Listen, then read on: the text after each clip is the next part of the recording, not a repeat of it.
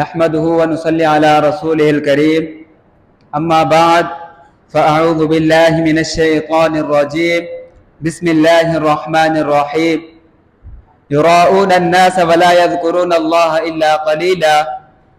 مختصر حمد و ثنا اور درود و سلام کے بعد آج میں آپ کے سامنے جس عنوان پر گفتگو کرنا چاہتا ہوں وہ ہے دکھلاوے کی خاطر عبادت کرنا۔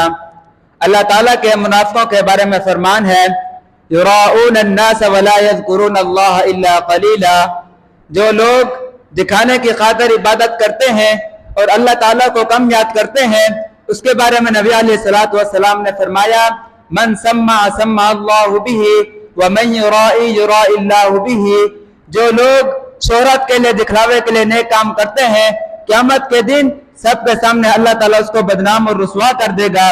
جو آدمی دکھلاوے کے لیے نیک اعمال کرتا ہے قیامت کے دن سب کے سامنے اللہ تعالیٰ اس کا پردہ فاش کر دے گا۔ دکھلاوے کی کئی شکلیں ہوتی ہیں، یہ کہ انسان لوگوں کے سامنے تو بڑا خشوع اور خضوع کا مظاہرہ کرتے ہیں اور جب لوگوں کے ساتھ بیٹھے تو اس پر عبادت کا رنگ نمایاں ہے، مجلس کی گفتگو کے درمیان اس کی باتوں میں ادب اور احترام ہے، اور ادھر تنہائی میں اللہ تعالیٰ کے حرام کر دے تمام حدود کو پار کر دے۔ اسی طرح ایک ترمذی کی حدیث ہے، حضرت ابو ہریرہ رضی اللہ تعالیٰ عنہ سے روایت ہے، وہ کہتے ہیں رسول اللہ صلی اللہ علیہ وسلم نے فرمایا تم لوگ جب الحزن سے پناہ مانگا کرو۔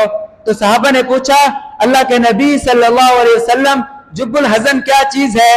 تو آپ صلی اللہ علیہ وسلم نے فرمایا جب الحزن جہنم کے ایک وادی ہے جن سے جہنم 100 مرتبہ پناہ مانگتی ہے۔